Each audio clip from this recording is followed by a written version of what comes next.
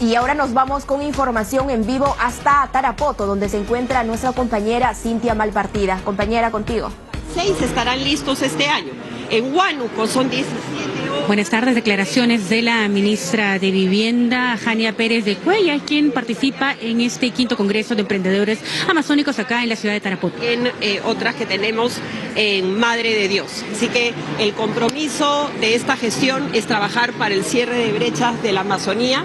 Como ustedes saben, las Naciones Unidas ya han determinado que el 50% de la anemia en el Perú radica en el no tomar agua potable y no tener un correcto sistema de tratamiento de excretas. Entonces es nuestra prioridad, junto con el Ministerio de Salud y con el MIDIS, trabajar de manera conjunta para enfocarnos en aquellas poblaciones vulnerables, pobres y pobres extremos que además sufren de anemia. Así que estamos concentrados en ello y así trabajaremos hasta que culmine el gobierno. Ministra, para San Martín, ¿algún proyecto de vivienda existe para San Martín? Tenemos varios proyectos. Ha habido un caso muy negativo con el tema de Fondo Mi Vivienda y Sara Goday, que ya estamos en proceso de resolución. Y una de las acciones que hemos tomado es diferenciar los bonos por regiones. Antes los bonos que ofrecía Fondo Mi Vivienda eran bonos flat, es decir, para todas las regiones era igual, y eso hacía que regiones como San Martín, Madre de Dios, Puno, no pudiesen levantar su demanda de vivienda social. Entonces, al haber hecho una diferenciación de los bonos, es decir, un mayor subsidio, sobre todo para las regiones de la selva, estamos viendo que está empezando a prender la demanda de vivienda social y por lo tanto los proyectos inmobiliarios que ahora con los cambios normativos van a tener una mejor y una mayor vigilancia y fiscalización para que no se cometan los abusos que se cometen en el pasado. La controversia es una ministra, ¿no? Sí, dime por favor. Esta controversia que ha puesto, digamos, bajo los reflectores el tema de las tarifas de agua. ¿Va a subir o no va a subir la tarifa de agua para Lima y Callao? A ver, ante todo lamento mucho que el organismo regulador haya salido con esas declaraciones poco técnicas y yo diría temerarias para revivir un fantasma que ya estaba muerto. Lo que me llama más la atención es que el propio regulador en sus afirmaciones reconoce que hay una brecha en las tarifas. Y eso lo sabemos todos los que estamos en el sector. El Perú es el país que menor tarifa de agua tiene en toda la región. Yo más bien le preguntaría al regulador por qué ha permitido durante tantos años que eso suceda, al punto de llevar a la quiebra a las empresas prestadoras del servicio. Lo que nosotros estamos proponiendo, y repito, el Ministerio de Vivienda no es quien establece las tarifas, eso es competencia del regulador. Lo que nosotros estamos estableciendo en el marco normativo como ente rector es que haya criterios diferenciados y que se mejoren los cálculos tarifarios.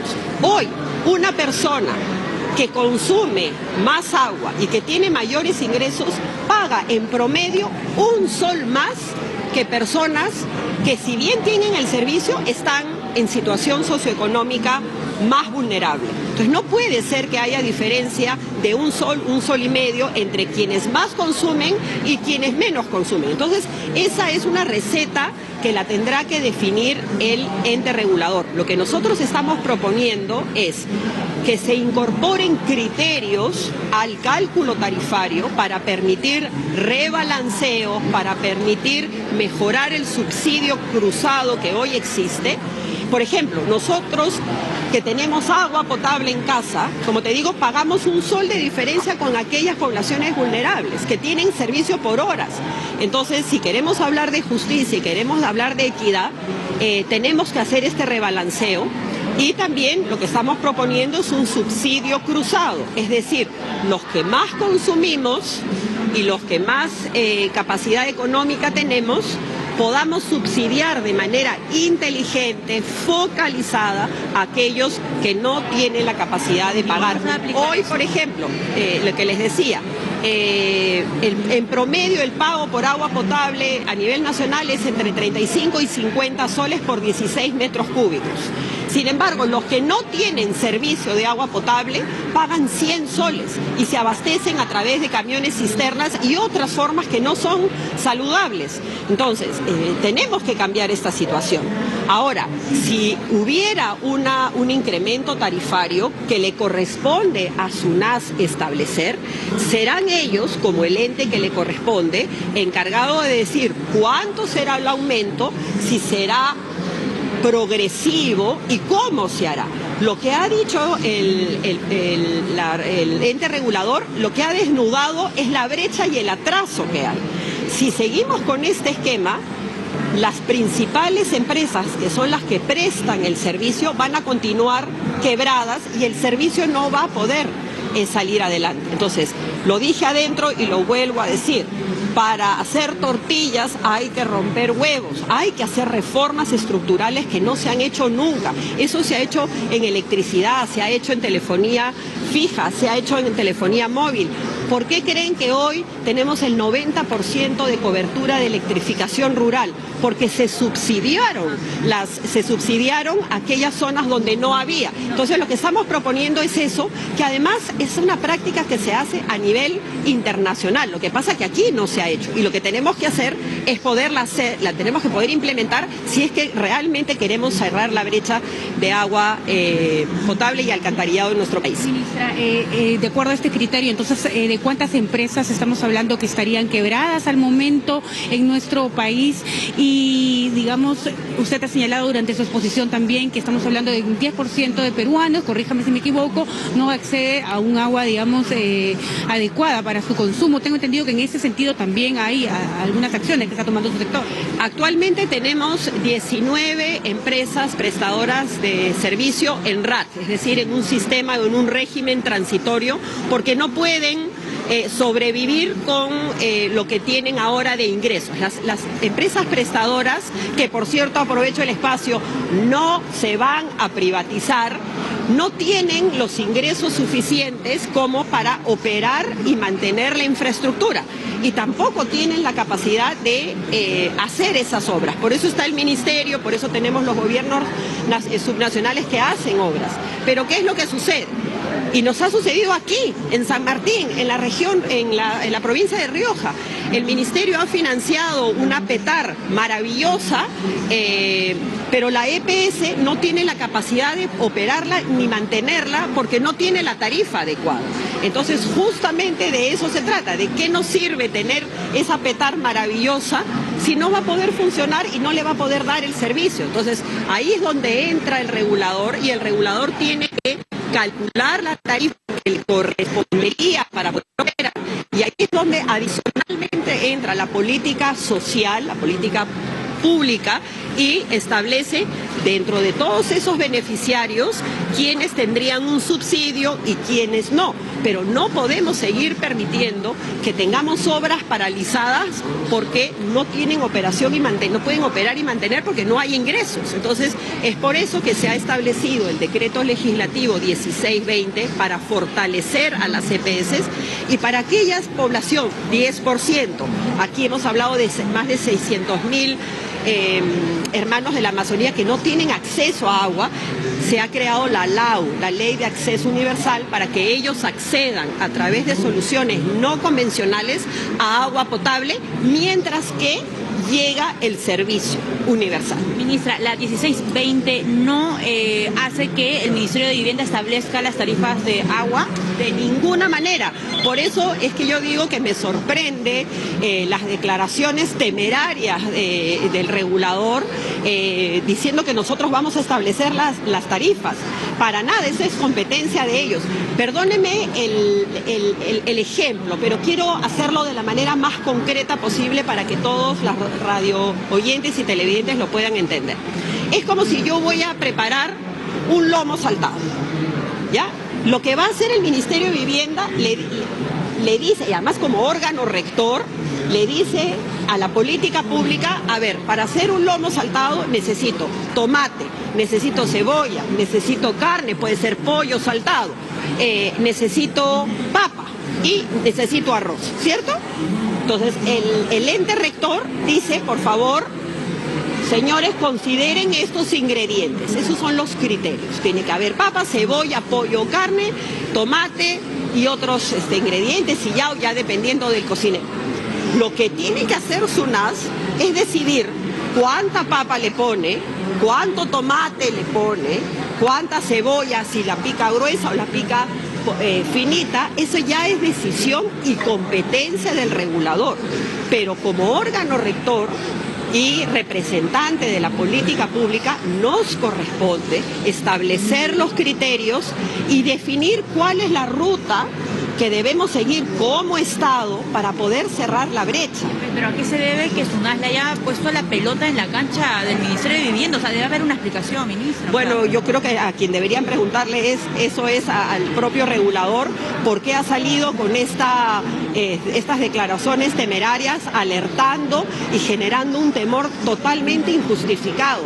En la norma se habla además, y quiero ser enfática, que SUNAS tiene hasta 2 años para calcular la metodología para hacer su nuevo esquema tarifario. Nosotros no le estamos diciendo cómo lo tiene que hacer. Lo que le estamos diciendo es considera estos criterios, los ingredientes del pollo saltado, para poner un ejemplo, con todo respeto, pero ellos tienen hasta 2 años para hacerlo. Finales del 2025. Y una vez que ellos definan esa metodología, ellos tendrán que definir esa gradualidad y cómo se hará y a quiénes se hará. Entonces, por eso, repito e insisto, habría que preguntarle a ellos por qué han salido a alarmar a la población en un contexto como ese, donde justamente se habla del aumento de la pobreza. Salir a decir que los pobres o los vulnerables van a caer en pobreza. Justamente el subsidio inteligente que estamos haciendo es justamente para proteger a los vulnerables, a los pobres y pobres extremos. Entonces, la verdad que yo no entiendo cuál ha sido el propósito. Ministra, digamos, en definitiva, eso no va a ocurrir. No es que la población vulnerable va a pagar más. Por supuesto que no. Por eso existe el subsidio cruzado, que existe hoy, pero es ineficiente. Tenemos que mejorarlo. Y adicionalmente vamos a crear el subsidio inteligente, que es un subsidio focalizado para aquellas familias que están en estado de vulnerabilidad, pobreza o pobreza extrema. Entonces, ese es el único asunto. Seríamos, y perdónenme, seríamos incongruentes e incoherentes si por un lado sacamos una ley para darle acceso a agua potable a los más vulnerables y por otro lado estamos pidiendo que se les aumente la tarifa. O sea, somos un gobierno serio que trabajamos con rigor técnico, pero también con sensibilidad y preocupados porque no hay derecho que siga habiendo más de 3 millones de peruanos que no tengan agua. Eso ya ustedes me han escuchado. Impacta en la anemia. Naciones Unidas ha dicho el 50% de las causas de anemia en el Perú es por no acceder a agua potable. Entonces tenemos que romper esta situación y para eso se necesitan hacer reformas estructurales. ¿Cuáles son los ingredientes para que las MIPES de segunda transformación de la madera puedan surgir, puedan levantarse? El Ministerio de Vivienda ha creado un programa para puertas. Podemos hablar, le saluda Rosa Inés Martínez, presidente de la Cámara Regional de la Segunda Transformación de la Madera de Ucayali.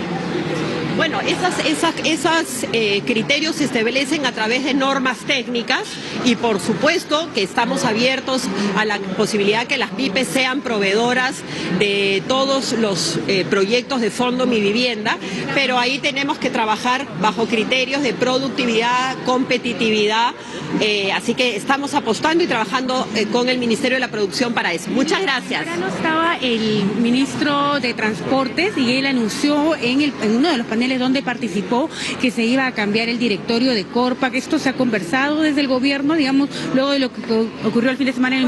El ministro estuvo acá, ya ha dado declaraciones, sé que ha habido conversaciones entre el ministro de Transportes, el premier y la señora presidenta, obviamente preocupados por la situación. Yo estoy segura que él, llegado el momento, dará las explicaciones de los cambios que él mismo ha anunciado. Prefiero no opinar opinar, no es mi sector, pero estoy segura que se están tomando las decisiones. Sedapal ha cerrado con pérdidas económicas el año pasado, 2023, ministra, con eso cierro. Bueno, justamente Sedapal va a salir dentro de poco a hacer, tengo entendido, algunas declaraciones. Sedapal, siendo la EPS más grande del Perú, va a poder demostrar todos los problemas que ha tenido para poder salir y estar estar a la altura del servicio que se les demanda. Entre uno de ellos, el problema de ellos, entre uno de los tantos, es también el tema tarifario. También, evidentemente, hay que mejorar la gobernanza de la empresa, que se trabaje bajo criterios e indicadores de metas, meritocracia. ¿Está registrado el año pasado? La verdad que no tengo ahorita el dato exacto, pero sí sé que están pasando por una situación complicada, a pesar de ser, como te digo, una de las más grandes. Lo mismo pasa con Sedapal y con otras empresas. Entonces, lo importante es que, como son ellas las empresas que nos dan el servicio, necesitamos empresas fuertes. El hecho que sea una empresa pública no significa que tenga que ser una empresa quebrada y una empresa que nos dé un mal servicio. Por el contrario, lo que queremos son empresas públicas fuertes, con espaldas económicas y que logren dar un buen servicio. Ese es el único objetivo. Muchísimas gracias. Declaraciones entonces de la ministra de Vivienda, Jania Pérez de Cuellar, quien se ha referido a este anuncio que hizo la SUNAS. Ella ha rechazado, descartado que sea la población vulnerable quien vaya a sufrir un incremento de tarifas, un incremento en el precio del agua que paga. En tanto, ha participado también de este 5º Congreso Amazónico que se desarrolla acá en la ciudad de Tarapoto por segundo día consecutivo. Vamos a Estudios Centrales, compañera. Añay, huilla kamus haikimanta, kay huilla koy kuna yawa ñu haiku jare por kuña kashkan ya estamos ahí kuna hankunaja alin llama, alin llama chakunancha. Ni wanalituk ayaptano kamaja arimant kamay.